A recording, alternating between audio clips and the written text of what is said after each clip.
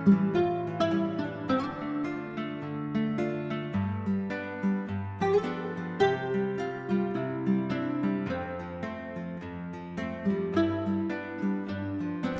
is the latest DVD from the Lusk Heritage Group to present for general interest a showing of the machinery, implements and tools of our farming past.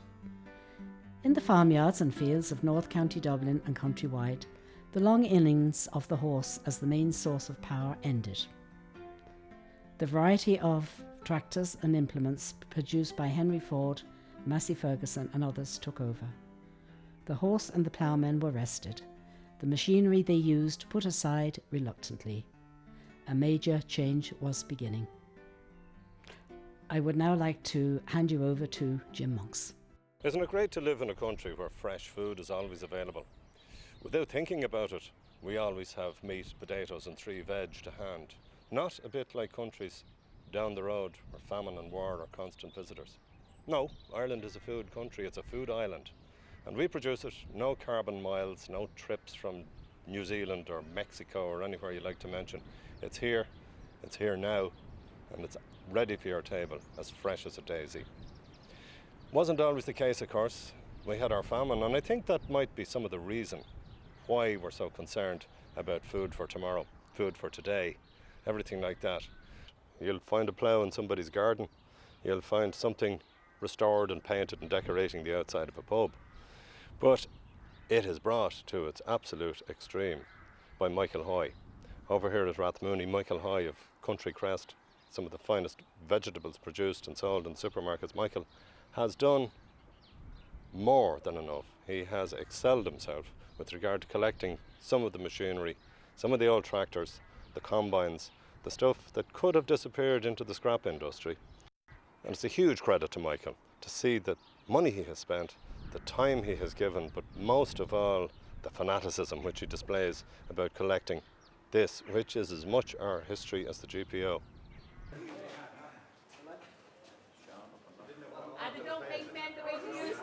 Now, what's your height? 12. Oh my goodness, look at that. Dan, mind your head, Dan. Yeah, we don't care about the head. As long as the exhaust is okay. Well, we need that first, James. This is cartridge, right, like a shotgun cartridge. And there's a lot more powder in it. In there.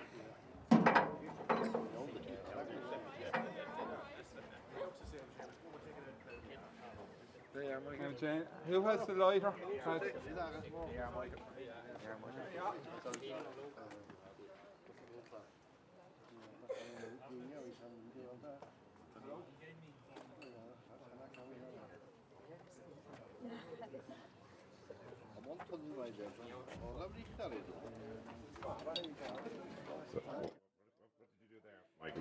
That's paper with saltpeter on it. Okay. And you light it and it's smouldering in there now. Okay. Dan, you right? Hold on, wait, Just get the hammer now. Okay, it's Paul Daniels here. Yeah.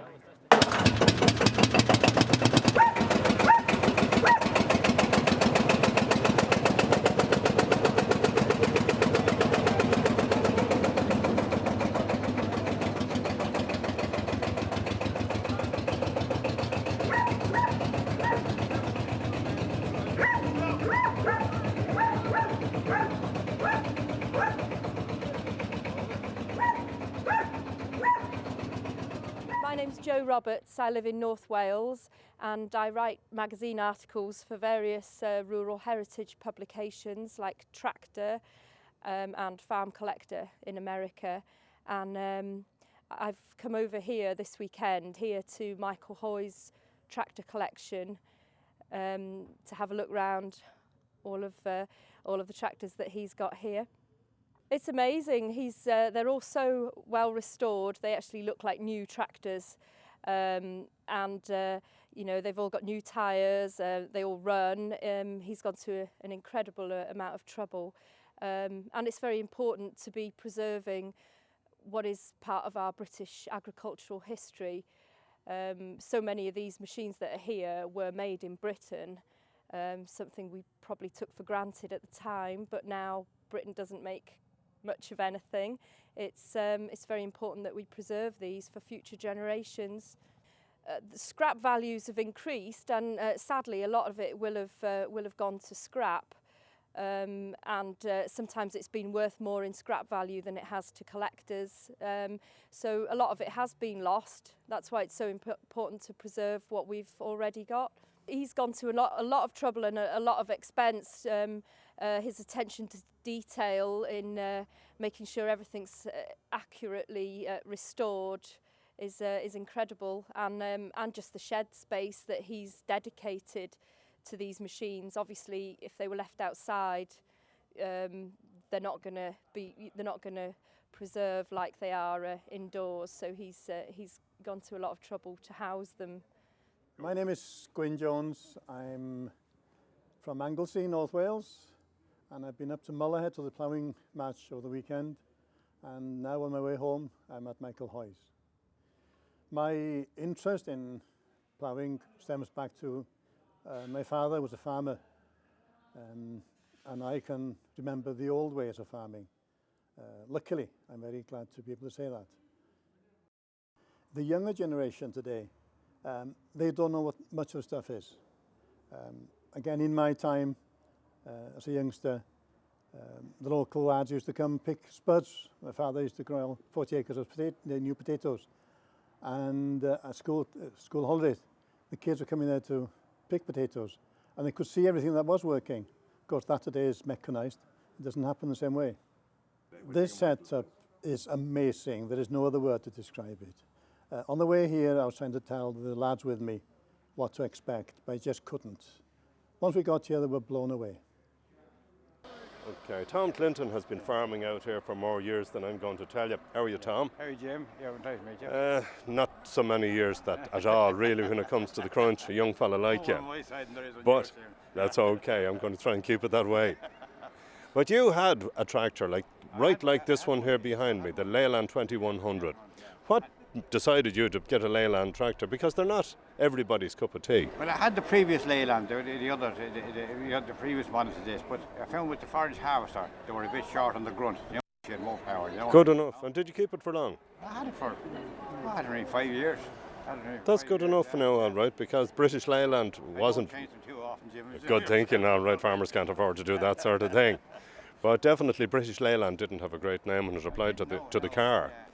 There was a lot of roadside assistance. Yeah. Well, I was surrounded with Massey Fergusons and everything else, and just, you know, just to kind of be kind of different, maybe just a bit, you know, I don't know. Yes, but so just it attracted me, you know, like, because it is, you want to look at it, it's a gorgeous looking tractor, you know. Fine big sturdy oak, and this one looks better than it did when it was new. I knew, it is, it is, tell you, credit to Michael. Oh, we have to give it to him. it's unbelievable now, really. Definitely the way case. he has Would you step up on it again there, like a shot, and take it out? Would you take it out there if you got a chance? Yeah, take it out, right. Yes, exactly. Thanks, Tom.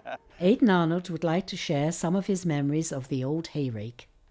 If I keep this painted over, you know, even every second year or even every third year, this will last my lifetime and maybe my children's lifetime as well, because they don't make them like this anymore. Just let me say that I'm sitting on a machine here in North County Dublin that I would have pulled out of a hedge about 30 years ago. And this machine started in my life in the 1950s, when I remember it being put into that ditch, because at that stage it was the horses were leaving the farms. The horses would have left my farm in around 1955. And then this was a horse-drawn machine. This piece down here was where the horses backed into it. So this machine was parked, and it was parked in the field where it did its last job. This is a hay rake. It's a horse-drawn hay rake. And I'll explain, it's a very simple machine. Basically, there's on both sides there's a little adjustment to see how far these rakes can go up and down. And then the horse pulled it along, it dragged the hay into piles, and when there was enough hay underneath it, it lifted up like that. The hay dropped out the back and it came back down again. That left large piles of hay around the field. And then people came along with hay forks and they combined these into haycocks. So maybe there might be 5 of these piles of hay, and they, in the middle of those 5, they'd carry the hay from all of those, and they'd build a haycock, depending on the size of your haycock. It could be 5, it could be 10. So that was what this machine did. Okay, as a child, I have a lot of early memories of running around in the hay fields, of sliding up and down the haycocks, and later when I was a larger child, of being in the hayfield making those haycocks as well, and it was hard work. But during all of that time, this machine was in the corner. It was sitting tucked in against the hedge, and it was just there. And we had 8 in the family, and the lads used to love coming down and getting up on it and sitting on this and playing with the mechanisms of it. And then slowly but surely, as we grew older and wiser, the briars started growing as well, and they grew gradually over this machine. I would have been going up and down the lane on tractors in those years, and I always knew this machine was there. After a while you could just barely see it, and then you couldn't see it at all, and it was gone. But I always knew it was there. I broke down the briars, I got a tractor with a fork, and I lifted this machine out of the ditch, and I brought it up here and I placed it here. At that stage it was in very, very poor repair. You'll probably see, if you look closer, some of the spokes were really been eaten through with rust. It was brown, but nevertheless the material was an amazingly strong material, so it was still basically solid. So I got these people, and they, with their machines, they sandblasted it down so that it was clean as a whistle. Clean as a whistle, though, meant that immediately I had to put paint on it, because then I was allowing the elements to get in. If I'd left that even for a few weeks, then the rust would have really attacked this machine in a far worse way than nature had attacked it over the years. You know, this to me has a real value. This to me is part of a childhood, it's part of growing up, and it's part of maybe understanding where we moved from the horse to the tractor, and that to some people nowadays this might be scrap value. In real value, it's in the memories, in the heritage, and it's in what it means to me. And not just to me. I mean, my children now look in awe at this thing and wonder what it is too. And hopefully I can instill into them an understanding of what was in the past and what brought us to where we are today. So to me, that's what this means.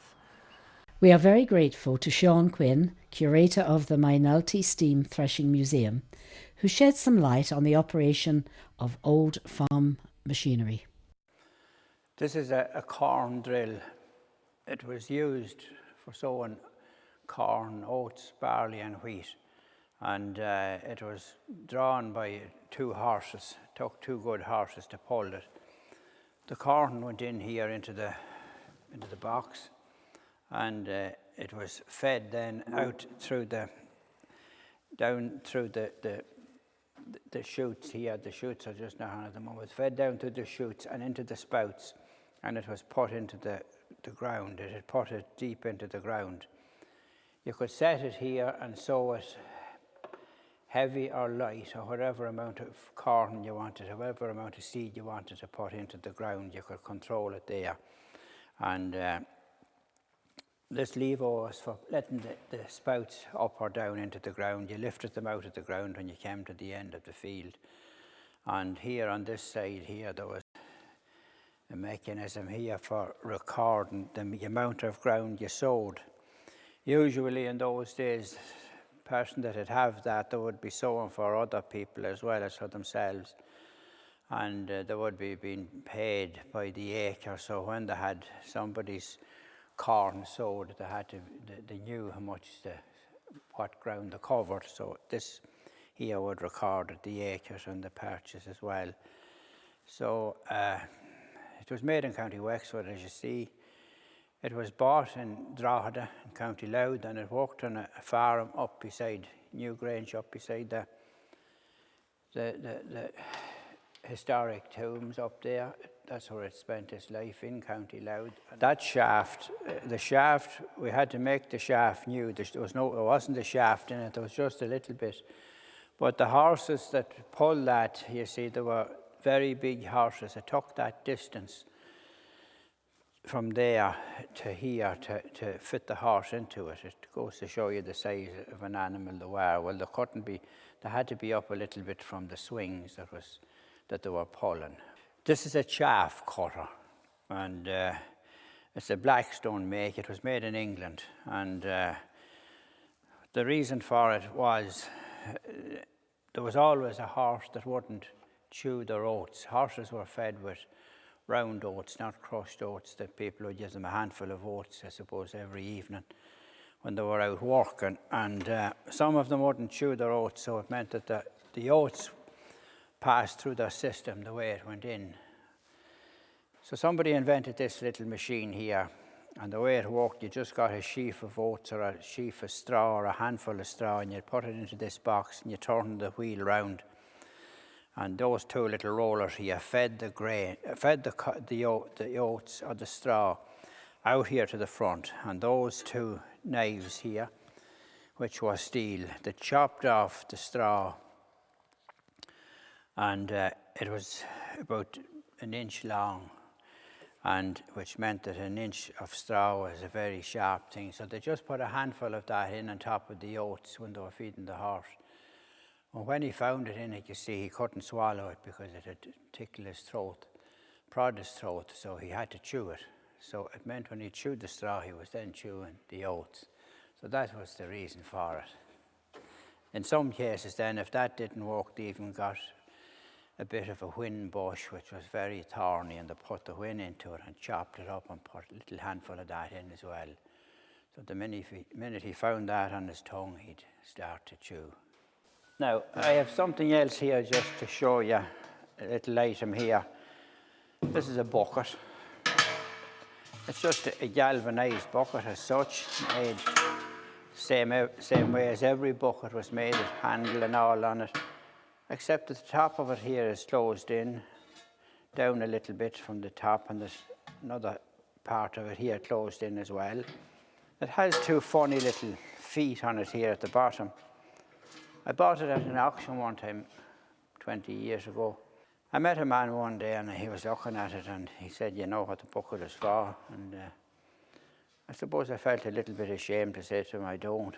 But he finally told me then, it was, you put it under the tap or under the water supply and you kept filling the water into it here. The water ran into the bucket then, but still didn't know what it was for. So he showed me that when it was full, you just turn it down on its side like that. The bucket stayed full because the vacuum inside held the water in, and it was for giving a drink to the hens. So as the hens drank the water dropped in the bucket. The supply of water was clean. They couldn't get near it to let any droppings into it, and that's what it was. I thought it was very, very simple and very, very effective.